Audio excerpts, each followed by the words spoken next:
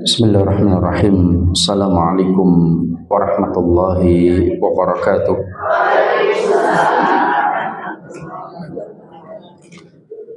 Alhamdulillahi thumma alhamdulillah. Alhamdulillahilladzi bi ni'matihi tatimmu shalihat wa bi fadlihi tatanazzalu khairat wal barakat wa bi taufiqihi tatahaqqaqul maqasid wal ghayat. Asyhadu an la ilaha illallah wahdahu la syarika lah wa asyhadu anna Muhammadan abduhu wa rasuluh. Allahumma salli wa sallim wa barik ala sayyidina wa habibina wa qurrati a'yunina Muhammadin wa ala alihi wa ashabihi wa man tabi'ahum bi ihsanin ila yaumiddin. Allahumma la sahla illa ma ja'altahu sahla wa anta taj'alul hazna idza syi'ta sahla. Ma'asyiral muslimat rahimani wa rahimakumullah. Alhamdulillah pada kesempatan pagi hari ini di bulan apa ini Bu? Dzulhijjah. Satu Dzulhijjahnya Kemenak atau Kota Mekah? Sama ini? Oh alhamdulillah. Nanti lebarannya sama. Ini tidak membingungkan orang yang nyembelih. Karena kalau ada hewan berserikat sapi, yang satu minta disembelih hari Kamis, ya, yang satu minta hari Rabu, kan repot. Karena semuanya pengen di hari terbaik, yaitu di 10 hari pertama bulan Dzulhijjah, yaitu tanggal 10. Tapi setengah 10-nya beda, kan repot ya. Maka ini alhamdulillah sama masuk tanggal 1 Dzulhijjah antara pemerintah Indonesia dengan Kota Mekah. Jamaah dimuliakan Allah, pada bulan Dzulhijjah ini ya, tentunya bagi siapa yang mau berkorban ya, maka hendaknya tidak memotong ketika sudah masuk tanggal 1 Dzulhijjah kuku, rambut dan bulunya. Rambut, kuku, bulunya siapa? Kambingnya atau orangnya? Ya, ada dua pendapat. Pendapat sebagian ulama, setahu saya dalam mazhab Syafi'i, sebagian diantaranya itu hewannya. Alasannya karena hewan itu akan ditimbang bagian dari tubuhnya, maka jangan dikurangi bagian dari tubuhnya sampai hewan itu disembelih. Ini pendapat sebagian ulama. Pendapat kedua mengatakan tidak orangnya. Kenapa? Sebagian ulama beralasan karena setiap tubuh dari manusia yang akan berkorban itu akan mendapatkan kafarat ya. Maka jangan dihilangkan sebelum dia mendapatkan kafarat ya. Maka hendaknya jangan memotong kuku, rambut dan bulunya ya. Maka kalau kita bingung ya, nggak usah motong dua-duanya ya, selesai. Dan jangan mau ngetoki kukune wedhus nomor kurang kerjaan ya. Maka ini tentang masuk bulan Dzulhijjah. Alhamdulillah pada kesempatan pagi hari ini ya, sedikit kita akan membahas tentang cryptocurrency. Tahu cryptocurrency ini Bu? Oh, enggak tahu. Beberapa waktu yang lalu, saya kemarin temanya apa ini Bu? Masih ingat bulan yang lalu?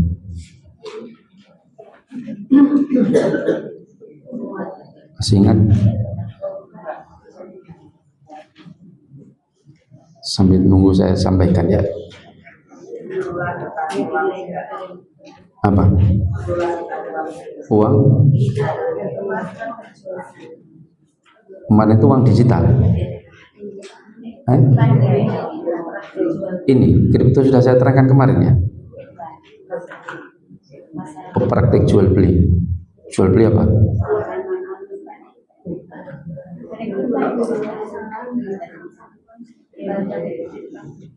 Oh, kesalahan dalam muamalah pelaksanaan hewan kurban, udhiyah. Ya.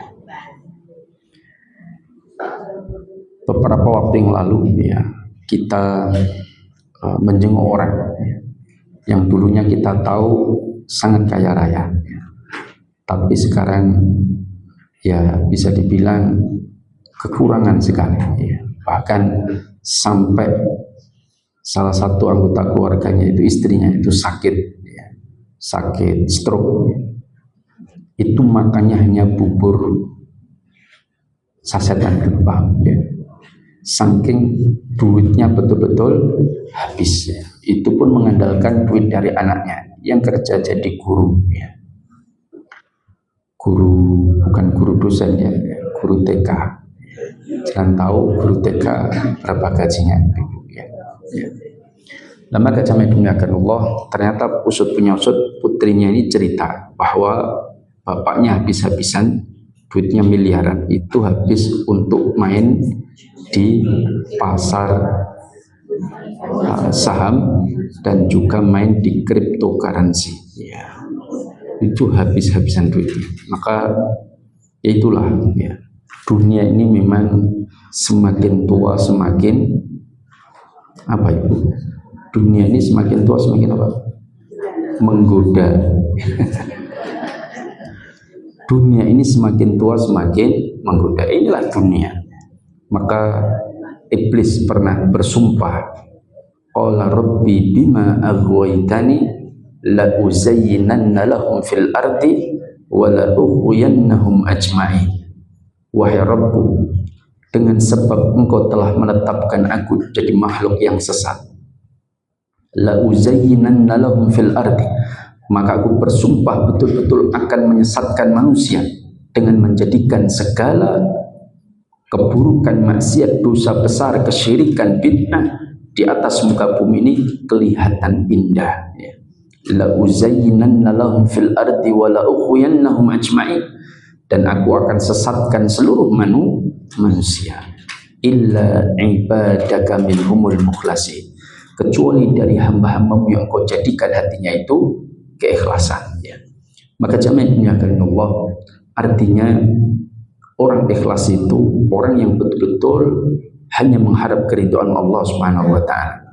Dia dalam bekerja tidak mau bersinggungan dengan sesuatu yang akan mendatangkan murka Allah. Dia dalam beramal betul-betul ditujukan hanya untuk Allah. Maka Allah ingatkan dalam penyembelihan hewan kurban, fasholli li rabbika wanhar, maka sholat dan berkurbanlah betul-betul karena Allah. Jangan kemudian ujub bangga ketika hewan kita dipuji. Waduh sing ganteng tenan kaya bojone misalnya, ya. Wedhusmu ganteng tenan lho Bu, kaya bojomu. Berarti malah melecehkan itu, ya. Gagah. Maka kemudian merasa bangga dengan pujian itu, wah itu bahaya. Maka Allah ingatkan, fasholli li rabbika wanhar, maka berkorban dan sholatlah itu betul-betul karena Allah Subhanahu wa taala. Dan sungguh beruntung orang-orang yang mukhlasin, orang-orang yang Allah tetapkan hatinya itu penuh dengan keikhlasan, semuanya dalam rangka mencari keridhaan Allah tabaraka wa taala. Maka Rasulullah mengingatkan, barang siapa yang bekerja keluar dari rumahnya dalam rangka mencari keridhaan Allah dengan dia bekerja, maka setiap harta yang diberikan kepada keluarganya, anak istrinya, maka semua akan dinilai oleh Allah sebagai ibadah, sebagai sedekah dia. Itu dinilai oleh Allah. Tapi kalau dia mencari dunia ini hanya sebatas untuk mencari kebahagiaan dunia semata, pengen suge, pengen duit villa, pengen macam-macam, bukan mencari keridhaan Allah, maka ya sudah, itulah yang dia dapatkan, tidak bernilai pahala. Maka rugi. Seorang muslim yang cerdas adalah muslim yang mampu menjadikan semua aktivitas apapun dari dirinya itu semua bernilai pahala. Dan itulah orang yang paling berakhlak, ya. Orang yang paling berakhlak. Masuk kamar mandi berdoa, keluar berdoa, sunnah-sunnah dikerjakan, makan berdoa. Ada nggak doa makan? Apa itu? Apakah bismillah itu doa makan? Hah? Doa segala macam.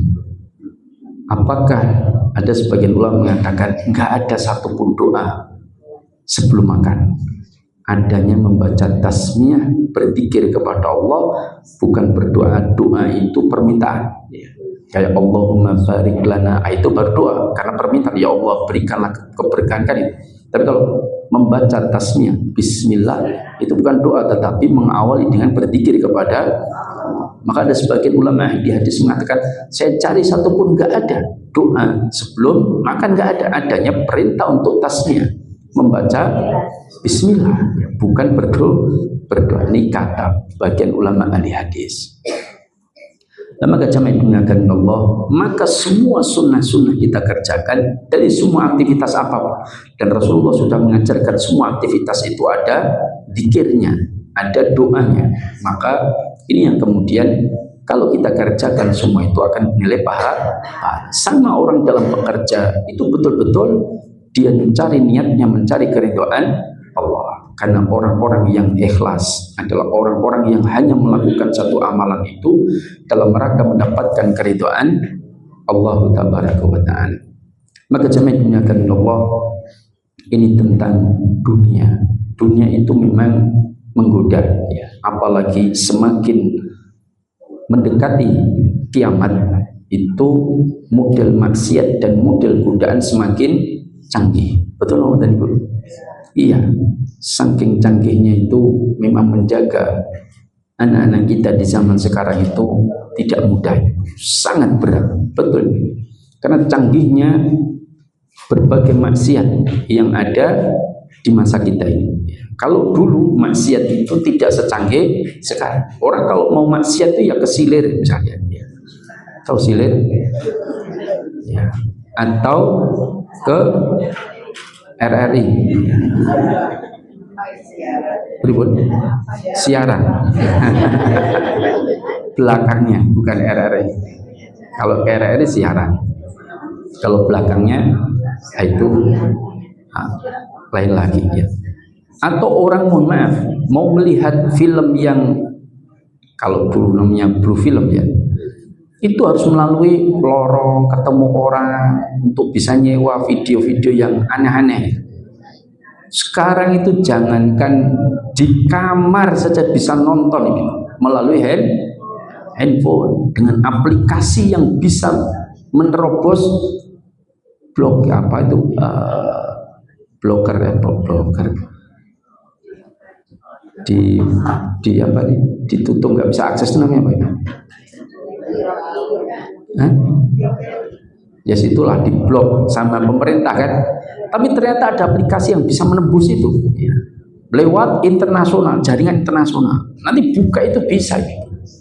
Nah, maka itulah, bahkan mohon maaf sekarang itu film-film itu sudah biasa. Film-film itu, mohon maaf, film baik luar negeri maupun di dalam negeri itu sudah banyak membuat film-film yang perempuan bercinta dengan laki-laki, dengan perempuan bercinta dengan perempuan, itu hal yang biasa, ya atau tidak? Ya, jangan bisa lihat film-film yang ada di Indonesia maupun di luar negeri, itu sudah biasa mereka memainkan peran ganda. Jadi lesbian, LGBT itu hal yang lumrah dianggap di masa kita ini. Kan banyak kejadian kasus kan, ya atau tidak? Ya, banyak. Maka dunia ini semakin berat. Berbagai godaan ekonomi yang bisa menjadi cepat kaya dari jalur pintas, ya kan? Ya. Ada nggak? Ada. Bermain di pasar saham, bermain di pasar moneter, bermain cryptocurrency.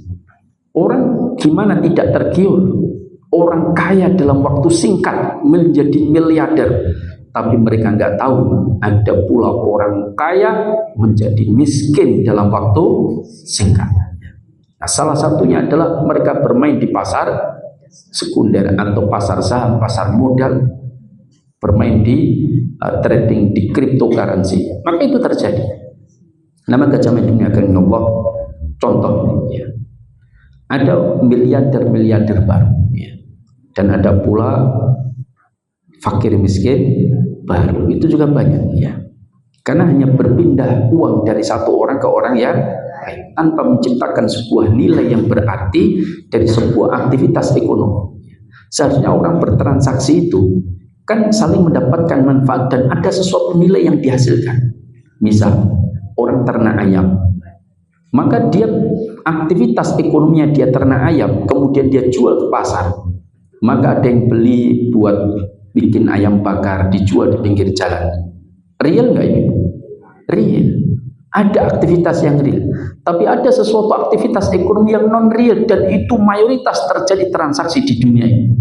Maka kata para ahli ekonomi, 90% transaksi internasional maupun nasional itu adalah transaksi di sektor non real. Ya, paham? Di sektor non real. Sedangkan sektor real, jualan ayam, jualan beras, jualan telur, jualan pecel, pete, godril dan sebagainya, itu adalah aktivitas yang real. Itu hanya sekitar 10% saja.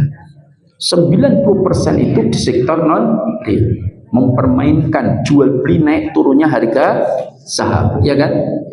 Kemudian bermain di trading falas ya. Kalau tukar uang dengan uang nggak ada masalah di money changer ya, tapi ini bermain di pergerakannya, paham?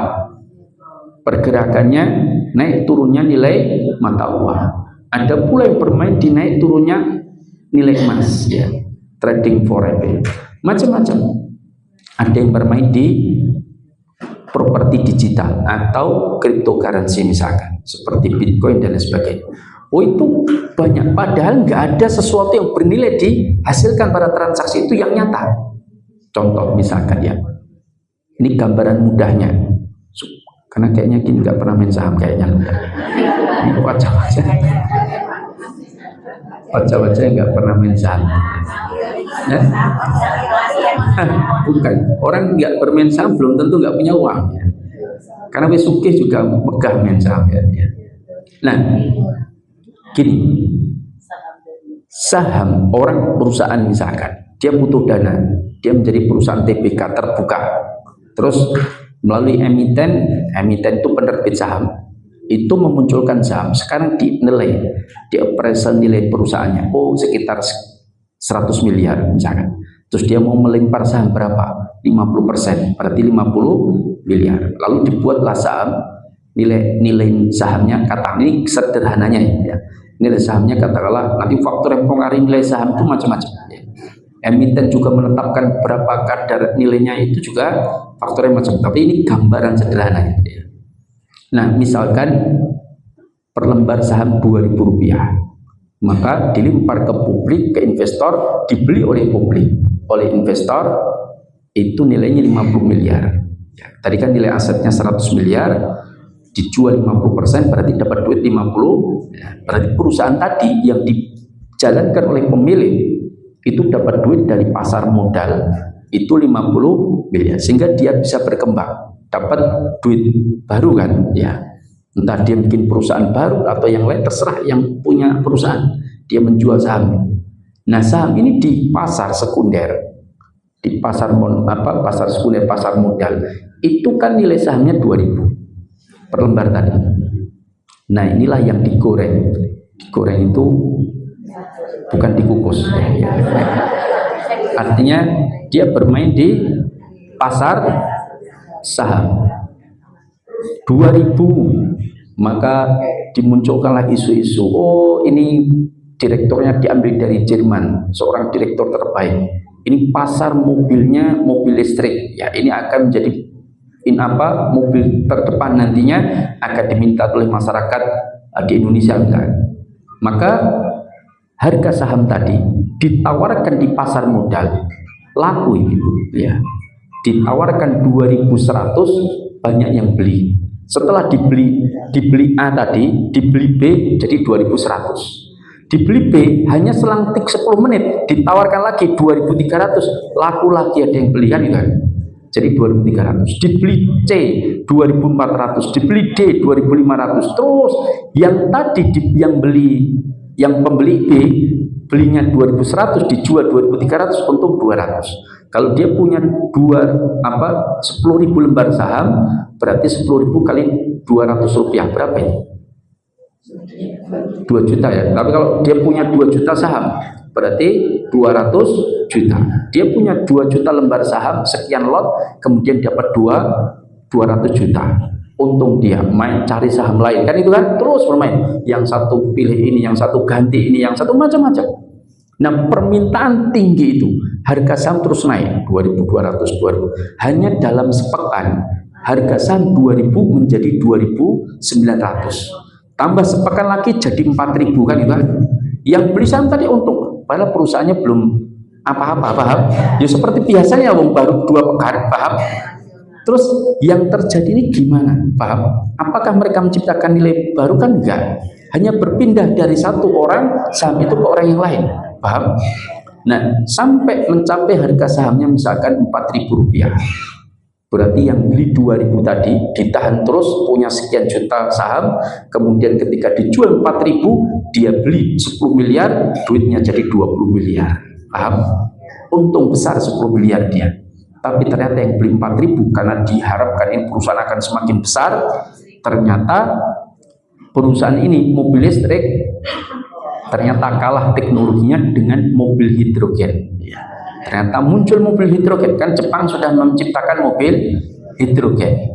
Nah, Toyota itu sudah punya mobil hidrogen, maka ini lebih efisien, tidak mudah meledak, harga hidrogennya murah misalkan daripada baterai litium yang harganya mahal 40% dari harga mobil, kan itu kan baterainya. Tuku motor listriknya murah 8 juta, ini baterainya rusak petang yuto kan itu ya, atau 3 juta, kan repot ya. Maka ternyata orang mulai melepaskan dan tidak melirik kembali mobil listrik ini atau perusahaan dari mobil elektronik listrik. Maka sahamnya 4.000 pada pengen dilepas 4.050 atau 100 untuk cari untung sedikit, ternyata nggak laku, semua pada pindah ke mobil hidrogen.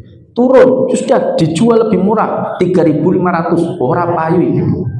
Dia payu ketika harganya 1.800. Maka yang tadi beli 10 miliar duitnya habis tinggal 4 miliar, dia rugi 6 miliar, paham? Nah, belum lagi kalau dijual rapayu-payu sahamnya, kan itu kan repot lagi. Nah, maka sudah, itulah permainan yang ada di pasar moneter ya, pasar modal, cryptocurrency. Contoh misalkan, orang kan nggak tahu ya, saya kadang-kadang berpikir kok yo gelem-gelemen, paham ya? Tahu jenengan tentang cryptocurrency? Tahu? Oh, nggak tahu.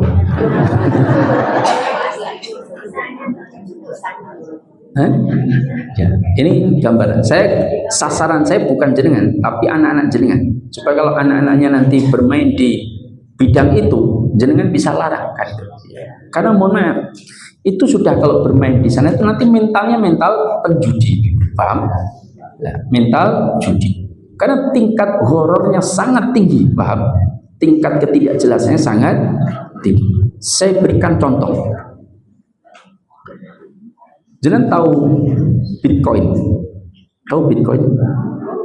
Enggak tahu. Jadi begini, ada orang yang menciptakan, ada namanya olah skrip, namanya mining. Mining itu olah skrip. Jadi di dalam dunia internet itu ada namanya orang menciptakan, siapa yang bisa mengolah skrip. Ada problem yang diciptakan dalam dunia permainan di online itu, yang olah skrip ini kalau mampu dia memecahkan permasalahan data, dia kecerdasan dalam masalah mengolah, nanti akan muncul mendapatkan hadiah. Koyok game itu, ibu tahu, paham? Kalau game itu kalau menang nanti dapat koin, kan itu kan? Nah, itu diciptakan dalam sebuah yang lebih bisa diterima oleh semua orang dan bisa bernilai koin-koin ini. Padahal koinnya ada, nggak ada, paham? Fisik koinnya itu nggak ada sama sekali.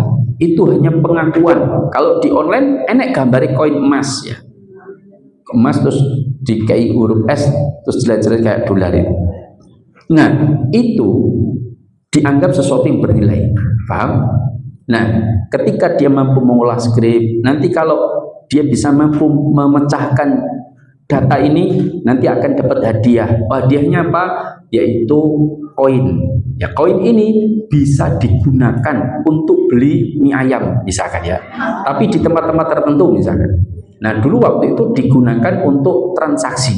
Koin-koin itu bisa digunakan untuk beli. Awalnya kan begitu. Nah, maka orang berlomba-lomba untuk olah skrip. Namanya para miner. Miner itu para penambang. Ya, bukan tambang camsikia, tapi penambang olah skrip data. Ya, janjane yo merabito karo tambang camsikia ya.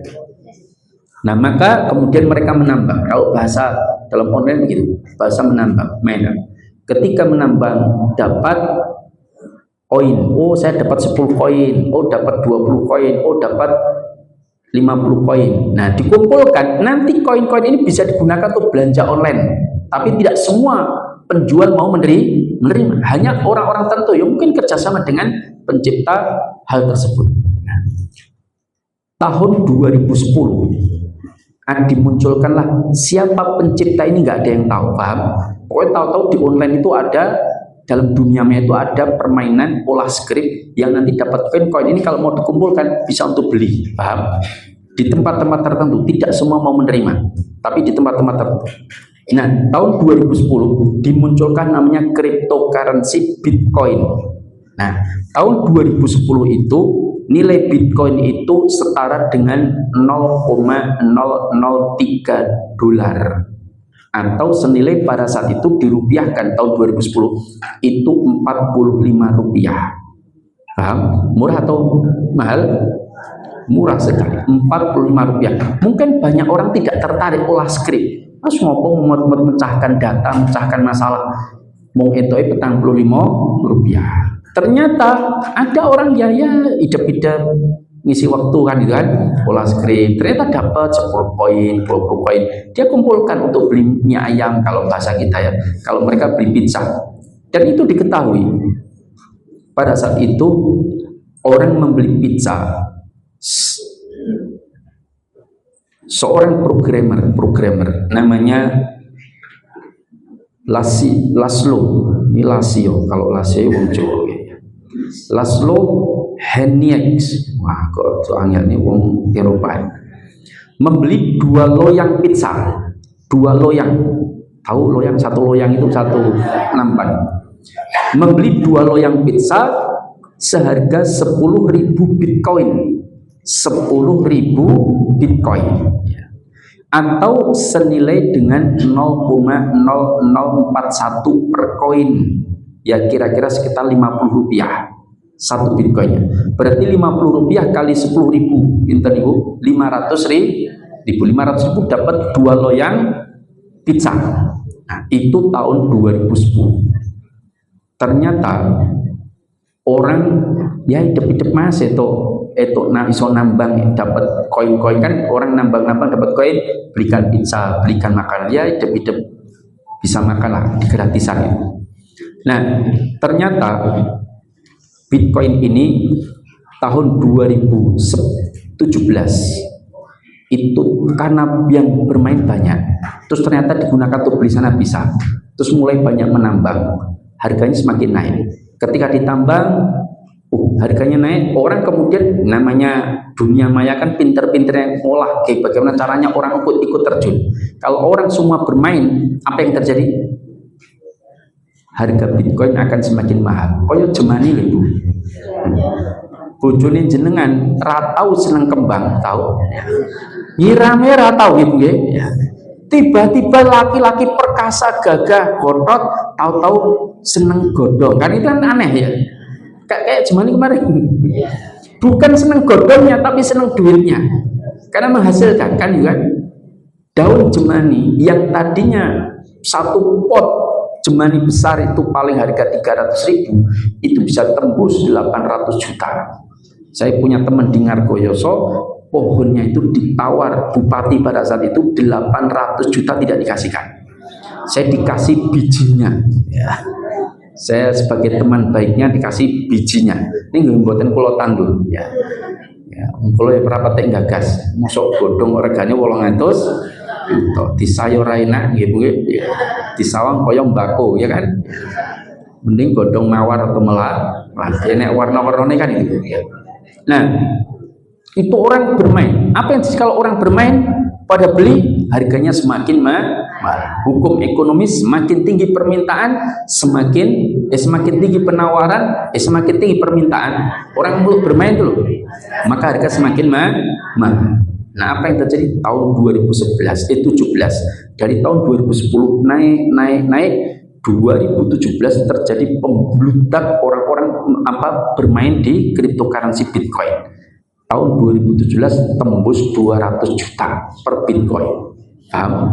Jadi kalau jenengan dulu punya uang 10.000, tukok ke nek cah main cryptocurrency tak tukok ke lah idep-idep nabung misalnya 10.000 transfer ke rekening dia kirim Bitcoin kita 10.000 itu pinten ini berarti 50 rupiah ya anggap aja 100 rupiah 10.000 berarti itu 100 kan 100 Bitcoin ya 10 kali 10 ya 100 Bitcoin. 100 Bitcoin kalau tahun 2017 harganya 1 Bitcoin itu 200 juta. Berarti jenengan punya duit berapa? 2 miliar. Ya tidak? Nah, hari ini Ibu, hari ini Bitcoin itu harganya berapa? Jenengan tahu? Ini saking banyaknya manusia bermain olah skrip dan bermain jual beli cryptocurrency. Hari ini 1 Bitcoin yang tadi tahun 2010 nilainya hanya 50 rupiah. Sekarang tahun 2026 itu nilainya 1,3 miliar. Jangan bisa bayangkan siapa yang tidak tergiur, ya kan? Tapi sebelumnya Bitcoin itu sudah hampir tembus 2 miliar. Jadi kalau ada orang yang naruh duitnya untuk beli harga pada saat itu 1,6 miliar untuk bisa berharap naik terus, ternyata hari ini terjun bebas dari 1,6 miliar jadi 1,3, berarti 1 Bitcoin yang dia beli dia rugi 300 juta. Kalau dia beli 10 harga 16 miliar, dia telah rugi sekitar 3 miliar. Kan itu kan? Nah, sekarang tinggal dia kuat-kuatan mau bertahan ya kan untuk mengharap pemain-pemain baru akan masuk sehingga permintaan akan Bitcoin semakin tinggi sehingga dia jadi untung lagi kan, artinya nggak rugi, tapi ataukah kemudian akan jatuh terjun bebas terus. Nah ini harga Bitcoin terus turun nih Ibu, dari 1,3 miliar nanti turun 1,2 miliar, saya nggak tahu apakah akan naik lagi. Nah orang yang saya kenal tadi, saya kenal akrab baik ini, saya pernah ke rumahnya, habis-habisan duitnya habis miliaran hanya main di cryptocurrency Bitcoin ya. Makanya karpe pensiun ya kan, wis ning omah wae olah data main di lewat laptop terus itu badhe akeh ya. Kenyataannya bangkrut, dia habis miliaran, mohon maaf sampai asetnya dijual semua tinggal rumah satu-satunya, itu pun dia masih punya utang ya. Makanya ya minjem sana pinjam situ untuk bermain itu.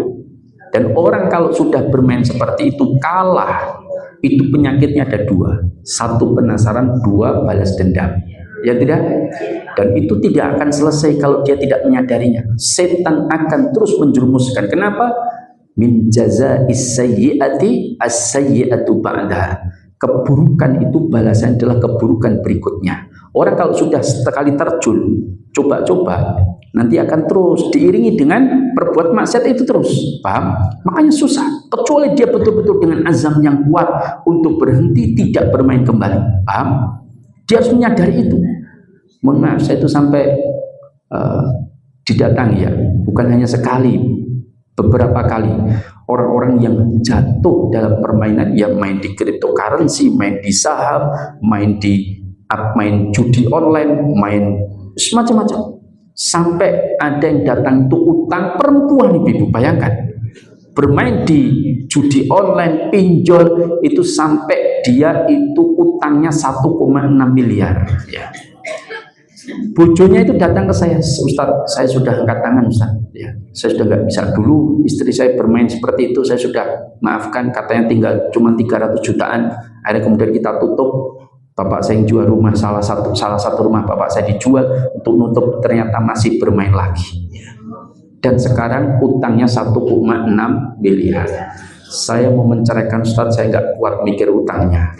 Karena tiap hari saya ditagih terus, tiap hari datang orang-orang dari pinjol, dari macam-macam. Saya nggak kuat, saya nggak mau Ustaz. Lah gimana? Apakah saya boleh menceraikan dia? Oh itu hak jenengan, kan itu kan? Karena dia telah bermain judi, bermain riba, macam-macam. Ya, maka silakan. Tapi kalau jenengan mau sabar, didik, ya monggo juga. Itu terserah jenengan. Wah kayaknya saya nggak kuat Ustaz. Terus terang, dia sudah ditutup kok masih ya. Dan sama ada juga suami, ada yang datang suami istri, ya datang Ustaz saya punya masalah begini-begini. Makanya ya Allah saya sampai gimana Thomas, kok jenengan tahu nggak?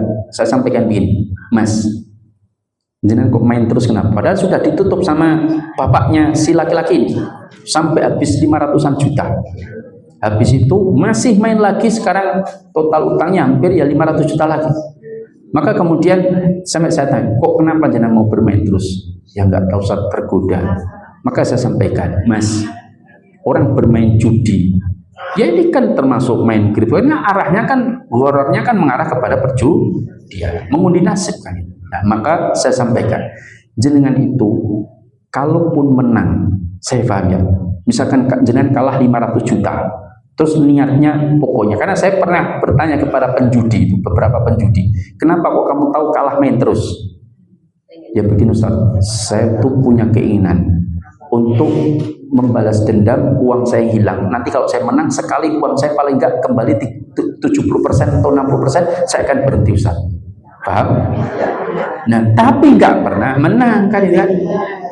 Tapi saya sampaikan begini, Mas, andaikan kamu menang, kamu kalah judi 500 juta, terus kamu menang 500 juta, terus kamu berhenti, demi Allah uang yang kamu dapatkan itu tetap haram. Paham? Karena itu hasil judi, bukan kamu ngambil duitmu kembali kemarin, bukan. Paham? Itu kamu tetap haram. Mau jenengan kamu kasih makan anak istrimu dengan sesuatu yang haram? Betul kamu merasa bakbo sudah selesai, kemudian kamu kasih makan anak istri haram, ternyata anakmu perempuan jadi pezina misalkan ya. Kenapa anakmu laki-laki kemudian nggak mau sholat lagi? Gara-gara kamu kasih harta dari yang haram, kamu tanggung jawab ya. Berapa sih nilai harta itu? Sudah, yakinlah Allah Maha Kaya, Allah akan bisa mengembalikan hartamu. Berhenti, selesai, nggak usah bermain lagi ya. Yuk nangis-nangis ibu. Sampai istrinya, saya mau dia bersumpah Ustaz ya. Saya mau dia mau bersumpah dengan Al-Quran. Dengan apa? Bersumpah terus dikasih Al-Quran. Ya sebenarnya sumpah tidak perlu harus Al-Quran. Sumpah itu cukup dengan menyebut wallahi billahi tallahi walladzi nafsi biyadi, terserah salah satu di antara. Itu sudah cukup. Tapi persoalannya ya dia sadar atau enggak. Yuk nangis-nangis, saya sampaikan Mas, tergantung kamu mau hancur hidupmu, keluargamu, silakan ya. Teruskan. Ya itulah setan. Setan itu memang menjadikan tampak indah segala kemaksiatan dan dosa-dosa, terutama dosa-dosa besar dalam pandangan manusia. Makanya istri tetangga lebih hijau dari istri sendiri kan, dari orang-orang yang tidak mampu menjaga dirinya. Betul atau tidak? Iya. Kan ada ini apa namanya? Peribahasa kan, rumput tetangga lebih hijau. Kenapa? Ya tadi memang setan itu akan menjadikan tampak indah apa yang tidak kita miliki. Betul atau tidak? Ya. Jadi mohon maaf, makanya jangan heran orang yang ditipu daya setan, ketika dia melihat pembantunya yang masih gadis itu dia lebih cantik terasa daripada istri, padahal jauh lebih cantik istrinya. Kenapa dia bisa berzina dengan pembantunya? Kenapa? Karena setan itu menjadikan tampak indah dari orang lain. Tapi kalau makanya kan orang pacaran itu akan selalu tampak indah, sehingga sampai dia mengatakan, wahai pacarku, jerawatmu bagaikan bintang kejora di angkasa. Kenapa? Karena keburukannya itu akan tampak indah semuanya. Kenapa? Karena dengan dia bermesraan dengan pacarnya, berduaan, pegang tangan, kemudian peluk-pelukan, itu adalah dosa semuanya. Maka setan menjadikan itu tampak indah semuanya. Betul atau tidak? Makanya ketika orang itu datang pada Ustaz, itu calon istri saya bikin begini, kamu sudah jatuh cinta sama dia? Sudah, selesai. Sulit kamu akan menentukan dengan sesuai dengan kaidah syariah, paham? Karena kamu sudah jatuh cinta dulu. Loh, tertarik itu beda dengan sudah jatuh cinta, lebih paham? Misal saya melihat seorang perempuan, cantik, kelihatan soleha, tertarik wajar, itu manusiawi, paham? Fitrah basyariah. Tapi jangan jatuh cinta dulu, paham? Hanya sekedar tertarik, paham? Nah, baru kemudian dicek, kemudian ditanya, dicari informasi. Kalau sudah dapat, wong orangnya begini-begini, tiba judesan, gala, karo wong tuwani misalkan ya, di rumah malesan, ceklani HP terus misalnya. Lah maka kita bisa ditinggalkan dengan mudah, paham? Tapi kalau sudah kita itu ta'aruf, kenalan dulu, ayo pacaran dulu ya mbak, nanti kalau cocok kita teruskan. Terus kemudian sudah jatuh cinta, terus suruh milih antara A dengan B, dia nggak akan mungkin, ini pasti akan sudah terkontaminasi dengan jatuh cinta. Maka apapun akan tampak indah pada dirinya, padahal dia sadar sebetulnya ada keburukan-keburukan dari wanita ini yang mungkin tidak pantas untuk dia pilih, paham? Karena akhlaknya buruk, peranginya buruk, tapi karena dia sudah jatuh cinta, entah dengan fisiknya, entah dengan wajahnya, entah dengan apapun, dia sudah jatuh cinta dulu. Sudah selesai. Untuk memutuskan secara adil sesuai keadaan susah, karena setan sudah menghiasinya dengan sesuatu yang dia tidak mampu kadang-kadang untuk menghindarinya. Nah, sama seperti itu. Kok tekan pacaran bareng. Ya, artinya begini. Itulah setan, ya. Maka jamaah dimuliakan Allah, ini tentang bagaimana masyarakat. Saya itu banyak dapat pertanyaan, Ustadz, anak saya main Bitcoin bagaimana, apakah halal? Saya sampaikan jangan Bu, ya. Itu banyak yang tanya nih Bu. Berarti kan jenengan mungkin nggak bermain, nggak ngegas, tapi saya menyampaikan ini supaya anak-anaknya jangan sampai bermain. Memang betul ada temennya yang kaya mendadak, iya, saya tahu. Tapi yang miskin mendadak juga banyak. Itu kayak penjudi loh Bu. Penjudi itu kan ada orang kaya mendadak dan ada yang miskin mendadak. Pasti ada yang kalah, betul atau tidak? Nah, maka itu sama. Bayangkan harga Rp50 tahun 2010, 2017 hanya selang sekian tahun jadi 200 juta. Tahun 2012 saja sudah tembus sekian puluh juta. Kemudian tahun 2017 200 juta. Sekarang bahkan kemarin tahun 2021 kalau tidak salah itu sudah hampir tembus 1,8 miliar. Hampir tembus 2 miliar. Terus orang terus cari, coba bayangkan, wah tapi tuku satu Bitcoin 1,8 miliar. Nanti kalau turun gimana? Enggak mungkin ini naik terus kan, gitu kan? Karena pemainnya terus bertambah, permintaan terus terjadi. Orang punya Bitcoin dicari-cari, ditawar. Maka ketika naik terus ternyata dia beli 1,8, ternyata ada cryptocurrency lain yang sedang booming. Orang pada pindah ke sana, akhirnya di sini diturunkan. Sebelum Bitcoin itu ada namanya cukup sukses dulu namanya BB Coin, ya. BB Coin ini kan BTC itu Bitcoin, ini BBC BB Coin. Nah, itu dulu pernah tembus 250 juta bahkan sampai 400 juta. Tapi setelah munculnya Bitcoin, BBC Coin ini, BB Coin ini atau BBC ini ternyata kemudian harganya jatuh sampai 0 rupiah, paham? Bayangkan orang beli 400 juta dijual nggak laku, bayangkan. Apa enggak ngenes ini? Orang enggak mau lagi, enggak, semua orang pindah ke Bitcoin. Nah, terus Bitcoin pasti juga kemungkinan mengalami hal yang sama kan? Kenapa orang tidak berpikir Bu, ternak pite, mentok atau ayam yang jelas itu maksudnya, paham? Yang real itu, jangan bermain hal yang di sektor non real. Itu membuat ekonomi itu selalu terjadi krisis yang berat kan itu kan? Dulu pernah terjadi tahun 98. Kemudian sebelumnya juga pernah terjadi tahun 80, 60, 50, 40, terus berulang. Hampir setiap 10 tahun sekali itu terjadi krisis besar. Sehingga menyebabkan banyak pengangguran, kriminalitas, macam-macam. Semua diakibatkan apa? Ya karena banyak bermain di sektor non-real. Praktek riba, macam-macam. Itulah yang menyebabkan perekonomian itu bermasalah. Nah, coba dimuliakan Allah, apakah Bitcoin ini sebagai al-umlah ar-raqamiyah atau an-nuqud al-elektroniyah atau uang elektronik? Bukan, ini pendapat yang paling kuat. Karena uang itu harus diakui dan nilainya stabil, atau nilainya kalaupun turun itu pelan-pelan itu nilainya. Kayak rupiah ini kan turun nilainya kan, tapi kan enggak jeglok kayak Bitcoin. Dari 1,8 miliar tahu-tahu hanya 5 menit jadi 1,6 miliar. Ini kan mengerikan ya. Dan nggak ada yang menjamin nilainya. Siapa yang bertanggung jawab kalau orang punya sekitar 10 miliar Bitcoin misalnya, 10 miliar rupiah atau sekian 10 Bitcoin misalkan, apakah dia untuk beli? Ada yang menjamin pasti, ada yang mau? Kan nggak ada. Kalau mata uang kan dijamin oleh negara atau pemerintah. Ya. Nah, maka saya sebutkan di sini fatwa dari para ulama tentang Bitcoin ya, atau cryptocurrency, bukanlah al-umlah ar-raqamiyah atau an-nuqud al-elektroniyah, tetapi dia hanya sebatas properti digital yang diakui oleh sebagian orang. Pertama, alasan para ulama mengeluarkan fatwa bahwa cryptocurrency dalam hal ini Bitcoin itu bukanlah uang elektronik. Ya. Pertama, Bitcoin tidak disepakati semua masyarakat. Ya. Tidak semua orang mau dibayar pakai Bitcoin. Jangan jual mobil dibayar pakai 2 Bitcoin, mau nggak? Nggak mau. Baru punya rumah 2 miliar dibayar pakai 2 Bitcoin, baru Arab didor apa ayo nangis ini. Ya, maka tidak semua orang menerima Bitcoin.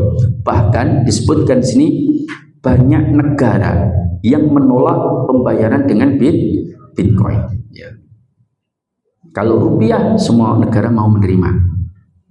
Kan tinggal jangan tukar di negara tersebut, jangan bawa rupiah 100 juta sampai di Amerika jangan tukar di money changer, terima nggak? Terima itu. Bawa Bitcoin belum tentu diterima. Jadi alasan bahwa Bitcoin bukanlah uang elektronik karena Bitcoin tidak disepakati oleh semua masyarakat atau negara. Kemudian yang kedua, Bitcoin ini termasuk cryptocurrency yang tidak memiliki nilai intrinsik. Bitcoin ini termasuk cryptocurrency yang tidak memiliki nilai intrinsik. Intrinsik itu apa? Nilai yang sejati atau hakikinya, ya. Fisiknya itu. Lah sekarang Bitcoin ini fisiknya ada nggak? Nggak ada, cuman gambar, paham? Cuman gambar itu. Jadi kenapa? Ditukar rupiah bisa, tapi tidak semua orang mau, paham ya? Ya, bisa. Nah, maka Bitcoin ini itu tidak memiliki nilai intrinsik karena dia hanya sebatas pengakuan, ya paham ya? Kayak anak kecil main game itu loh, terus dia main game kan sekarang dibuat seperti itu. Anak-anak kita itu kan dibuat supaya mereka itu bisa menerima hal-hal seperti Bitcoin ini dengan mudah. Kenapa? Karena game mereka itu kan misalkan mereka main game online terus menang dapat senjata, menang dapat koin terus kumpulkan koin. Nah, koin ini ketika dijual ke pemilik game ini, yang pembuat game itu bisa dapat uang rupiah, paham? Sehingga artinya sesuatu yang dimainkan dalam dunia online itu ternyata bisa bernilai, paham? Nah, akhirnya mereka memahami itu hal yang wajar. Padahal janjane koin-koin tadi yang dibuat oleh mereka diambil aja nggak ada fisiknya, paham? Dibuat untuk beli sayur misalnya, Bu, ini aku di Bitcoin, Bu, lu gambarin, Bu. Lah ini lo ada 30 koin emas. Mau nggak saya beli sayur? Nanti saya kirim ke jenengan, download aplikasi, nanti saya kirim ke jenengan. Kan gitu kan? Kemudian dia mau. Akhirnya jadi terbeli. Kemudian dikirimkan orang yang foto-foto dihapusi misalnya. Yuk gelem, akhirnya mau kan? Jadi laku kan? Kan seperti itu Bitcoin. Tapi ternyata tidak semua orang mau dibodohi kan itu. Tidak semua orang mau menerima itu. Nah, maka ini kan orang-orang yang dipermainkan inilah ya. Jangan ngumpulkan duit orang menang kelompok ini kan itu kan. Ini dijual laku lagi, ada pemain baru, ini dijual dapat untung besar. Tapi ternyata ketika ditawarkan pemainnya sedikit. Akhirnya dijual-jual rugi, dijual murah enggak laku-laku, akhirnya bangkrut yang beli terakhir. Kan itu yang terjadi seperti itu. Nah, maka Bitcoin itu tidak memiliki intrinsik. Mata uang yang terbaik, mata uang yang memiliki nilai intrinsik yang sesungguhnya. Paham? Jadi transaksi ke bank itu nggak bisa, kan? Kenapa? Transaksi Bitcoin ditukar uang ke bank itu nggak bisa. Tidak semua orang mau. Maksudnya banknya nggak mau, kan? Ya, tidak semua bank mau, paham ya? Ya, tidak semua bank mau. Jadi memang kalau sekarang banyak bank mau ada, tapi tidak semua orang mau menerima seperti itu, paham ya? Ya. Itu bermain dalam dunia ya online, nanti ditukarkan untuk rupiah misalkan, dapat rupiah, yang beli tadi dia akan transfer ke rekening dia, bukan dengan datang ke bank, saya punya bitcoin suruh transaksi, ya nggak mau mereka. Tapi jangan punya bitcoin kan, terus ada orang pengen bermain bitcoin, pengen cari untung besar, mau bu saya punya, nanti saya kirimkan ke ke rekening jenengan bitcoin, rekening bitcoin, nanti jenengan transfer ke saya 5 miliar. Oh ya, akhirnya jenengan transfer, betul transfer dari rekening bank jenengan ke rekening bank saya. Setelah saya dapat, saya kirimkan bitcoinnya, dan jenengan baru dapat bitcoin. Nanti jenengan jualnya ke orang-orang yang memang bermain bitcoin atau tempat-tempat tertentu yang mau menerima. Tapi jangan datang ke toko mebel, Pak saya bayar pakai bitcoin, nggak mau mereka, paham? Terus Mas Muhammad mikir ngoten niku jenengan mang bayar cash mawon kan, itu kan. Lah mereka bermain itulah, orang-orang yang bermain itulah yang bermasalah. Maka kalau kayak nilai intrinsik itu kayak uang receh loh. Jadi kalau punya uang 500 rupiah tahun 91, kan 500 rupiahnya warnanya apa? Kuning kan? Itu bahannya kan dari bukan emas, tembaga. Ya, tembaga itu kan mahal juga. Jadi kalau tembaga 500 rupiah tadi saat itu tahun 91 dijual bahan, ya dijual bahan. Pak saya mau jual tembaga bahan ini, bukan uang tapi jenengan gepeng sampai gambare Garuda Reneng kan misalnya, dijual itu regane sekitar 500 rupiah, paham? Itu nanti sesuai nilai intrinsik. Coba kalau bahan itu regane 1000 ya kan, terus di top cuma 500 rupiah, lah orang dilebur semua untuk beli, dijual bahan, paham? Nah makanya ketika harga barang semakin naik, tembaga semakin naik, nah sekarang kan diganti gembreng, ingin betul? Makanya jangan kalau punya uang 500 rupiah, itu ada yang mau beli di atas 500 rupiah, paham? Yang logam itu loh, kuning. Jadi misalkan jangan punya 500 rupiah, ada 1000 keping, berarti ada 500.000. 500.000 itu jangan kalau jual bahan kuningan itu nilainya bisa 2 juta, paham? Atau bisa 5 juta. Ya kenapa? Karena dijualnya bahan, paham? Cuman ada yang tetap tidak menjual bahan, tapi jualnya tetap duit, sehingga dia koleksi dalam bentuk duit, kan gitu kan. Nah maka itulah nilai intrinsik yang baik. Jadi uang dia sesuai dengan nilai intrinsiknya. Dulu pernah dimunculkan namanya gold sertifikat. Jadi fisiknya duit, uang emas, tapi supaya tidak ngotong-ngotong berat, akhirnya dimunculkan sertifikatnya. Sertifikatnya, jadi misalkan jangan punya emas 10 keping, terus minta antam, jangan minta taruh di bank. Setelah taruh di bank, terus bank mengeluarkan sertifikat bahwa jangan punya 10 keping emas antam 1 graman, terus 1 gram dapat 1 sertifikat. Jangan bawa sertifikat gold sertifikat. Bernilai enggak? Ini bernilai karena ini aslinya emasnya ada. Dulu kan begitu uangnya, paham? Terus jangan untuk beli ya aslinya uangnya emas, tapi cuman yang beredar sertifikatnya, paham? Nah setelah itu bank mulai berpikir, ternyata sertifikat cetakanku itu sok payu kan, gitu kan? Akhirnya dimunculkanlah bond sertifikat oleh bank sentral, surat utang, paham? Jadi janjane masih reneng, paham? Emasnya nggak ada, tapi dimunculkan kertasnya, sertifikatnya toh, paham? Namanya bond sertifikat. Terus orang mau menerima, kenapa? Dijamin pemerintah, karena yang mengeluarkan pemerintah, paham? Orang jadi nerima, padahal seharusnya janjane rotok-rotok dikempong kan itu ya. Karena emasnya nggak ada, cuman dijamin nanti pokok untuk beli apapun pada mau, paham? Karena dijamin pemerintah, akhirnya semua pada mau. Janjane nilai uangnya ini nggak ada, nilainya hanya sebatas kertas itu, paham? Nah makanya kan nilai kertas itu semakin turun nilainya. Jenengan tahun 1980 beli seekor domba layak kurban besar itu 75.000 rupiah, paham? Masih ingat? Sudah lahir kan? Ini kan kayaknya kasepuan semua. Tahun 1980 jenengan bisa beli seekor domba itu 75.000 rupiah. Tapi jenengan punya uang 75.000 rupiah, jenengan depositkan dengan bunga misalkan 1%, Ternyata 45 tahun kemudian, tahun 2025, jenengan keluarkan duit deposit jenengan dari 75.000 jadi 1.200.000. Paham? Selama 45 tahun. Ternyata 1.200.000 jenengan belikan kambing, etoe cempe. Paham? Paham? Berarti janjanin nilai jenengan itu tambah atau berkurang? Berkurang. Jadi uangnya jenengan itu menyusut.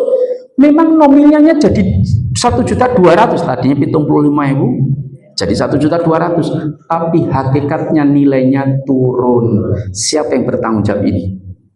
Paham? Kan janjani mesake masyarakat. Makanya sebetulnya yang terbaik itu ya pakai uang emas atau perak atau tembaga yang betul-betul bernilai. Kalaupun tidak perlu mengedarkan emasnya, tinggal keluarkan gold sertifikatnya. Paham?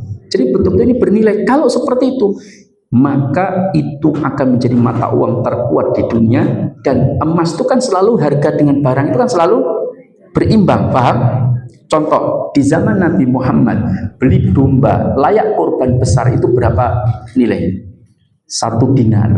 1.500 tahun yang lalu harga domba layak korban besar itu 1 dinar. 1 dinar itu 4,25 gram. Ini yang paling mayoritas sepakati. Sekarang jenengan punya 1 dinar di masa dulu 1.500 tahun yang lalu, terus dibelikan kambing hari ini, dapat nggak? Dapat, karena 4,25 gram itu kalau dikerupiahkan itu sekitar 12 juta. Paham? 12 juta dapat kambing? Dapat, ibu. Artinya jenengan menyimpan sesuatu yang bernilai. Paham? Makanya jenengan kalau punya duit banyak, itu yang punya 500 juta, 5 miliar, 10 miliar itu, daripada nabungnya dalam bentuk rupiah, tabunglah dalam bentuk emas atau perak. Paham? Perak itu jangan diremehkan, ibu. Perak itu harganya selalu naik terus. Paham? Beda dengan emas. Emas itu kadang-kadang naik tinggi terus turun, tapi tetap naik. Paham? Meskipun dia anjlok sebentar, tapi tetap nanti merangkak naik terus. Ya. Kalau di kurvakan tuh misalkan naik begini turun, tapi naiknya terus begini. Jadi di garis tetap begini. Paham? Meskipun cepat anjlok, naik, anjlok, naik, terus naik, anjlok dikit, naik lagi, tapi di garis tetap naik terus. Tapi kalau perak itu hampir naik terus, paham? Karena perak ini sebenarnya, makanya dulu saya menganjurkan investasi itu dalam bentuk perak. Tapi yang duitnya turah, paham? Yang duitnya mung 500 saya tuh kok emas, lagi telung dino didol, butuh blonjo, lah yang malah rugi karena harga jual harga beli ada selisihnya, paham? Ini bagi yang duitnya turah. Nah, yang ketiga, ya,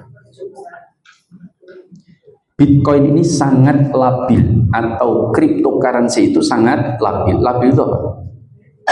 Tidak stabil, ya, nilainya sangat labil. Dari pernah 1,8 miliar, tahu-tahu turun 1,3 miliar. Dari 50 rupiah tahu-tahu bisa jadi tembus 200 juta. Ini kan hal yang sangat aneh, ya.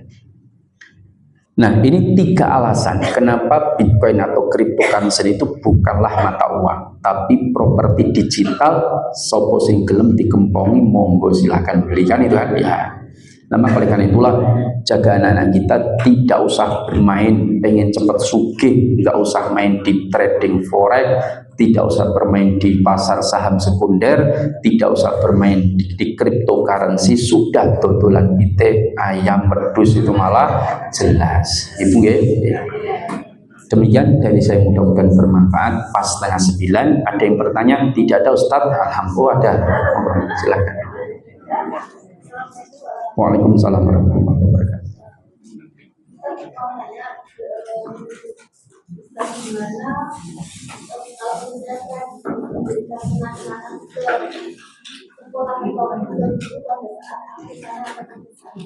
Iya. Bagaimana jika kita memberikan kenang-kenangan atau sesuatu kepada guru ketika mereka itu lulus? Kalau mereka belum lulus, ngasih sesuatu itu akan masuk hulul. Hulul itu risuah, semacam suap, ya, maka tidak diperbolehkan. Tapi kalau sudah lulus ya, betul-betul tidak sekolah di situ, ini sebagian ulama membolehkan, tidak mengapa. Tetapi yang paling aman memang kita berikan ke yayasan-yayasan yang memberikan kepada guru. Tapi kalau sudah lulus mudah-mudahan tidak ada masalah. Tapi kalau belum lulus baru kenaikan kelas nanti bisa bertemu lagi dengan guru itu, maka jangan. Caranya memberikan adalah berikan ke yayasan. Yayasan yang memberikan kepada guru itu, paham? Saya guru itu nggak tahu siapa yang ngasih. Oh, kalau nggak tahu ya gimana Ustadz sih, kan kita kan pengen dapat muka Ustadz ya misalnya, kan jadi masalah. Ya kalau memang ikhlas sudah nggak usah cari muka, karena kita sudah punya muka sendiri-sendiri. Kalau muka ini double malah repot gitu ya. So kirim muka malah jadi jelek ya. Sesuatu yang sempurna itu kalau mau disempurnakan malah tidak sempurna, betul tidak? Kita sudah punya muka, kita tambahin muka. Misalkan sini wajah kita asli, terus samping sini wajah Tom Cruise misalnya, sini Lee Min Ho, belakang Shahrukan, jadi bagus enggak? Tidak bagus, malah jadi aneh kan? Makanya Islam itu sempurna. Kalau mau disempurnakan lagi oleh manusia, maka itu menjadi tidak sempurna. Demikian dari saya, mudah-mudahan bermanfaat. Aku qouli hadza wa astaghfirullah li wa lakum innahu wal ghafurur rahim. Assalamualaikum warahmatullahi wabarakatuh.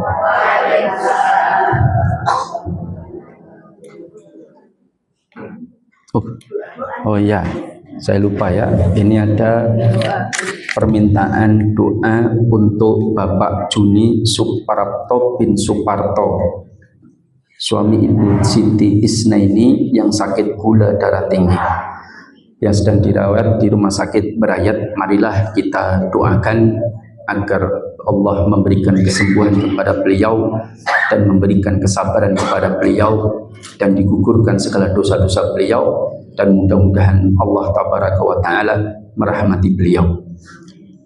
Allahumma innana nas'aluka bi anna lakal hamdu la ilaha illa anta wahdaka la syarika lak al-mannan badi'us samawati wal ard ya dal jalali wal ikram ya hayyu ya qayyum. Allahumma salli ala Muhammad wa ala ali Muhammad kama sallaita ala Ibrahim wa ala ali Ibrahim innaka Hamidum Majid. Allahumma ighfiril muslimina wal muslimat wal mu'minina wal mu'minat al ahya'u minhum wal amwat innaka sami'un qaribun mujibud da'wat. Rabbana la tu'akhidna in nasina aw akhtana Rabbana wa la tahmil 'alaina isran kama hamaltahu 'alal ladzina min qablina Rabbana wa la tuhammilna ma la taqata lana bi wa'fu anna waghfir lana warhamna anta maulana fansurna 'alal qaumil kafirin. Ya Allah, ya Rabbi, ya Rahman, ya Karim, berikanlah kesembuhan kepada saudara kami Bapak Juni Suparto bin Suparto, ya Arhamar Rahimin. Berikanlah kesembuhan kepada beliau. Allahumma shfi Bapak Juni Suparto, anta syafi la shifa illa shifauka ya Arhamar Rahimin. Ya Allah, ya ya Rahman, ya Karim, berikanlah kepada beliau ketabahan dan kesabaran dan gugurkan segala dosa-dosa beliau ya Arhamar Rahimin. Allahumma la sahla illa ma ja'altahu sahla wa anta taj'alul hazna idza syi'ta sahla. Rabbana atina fid dunya hasanah wa fil akhirati hasanah wa qina adzabannar. Subhanaka rabbika rabbil izzati amma yasifun wa salamun alal mursalin walhamdulillahi rabbil alamin. Assalamualaikum warahmatullahi wabarakatuh.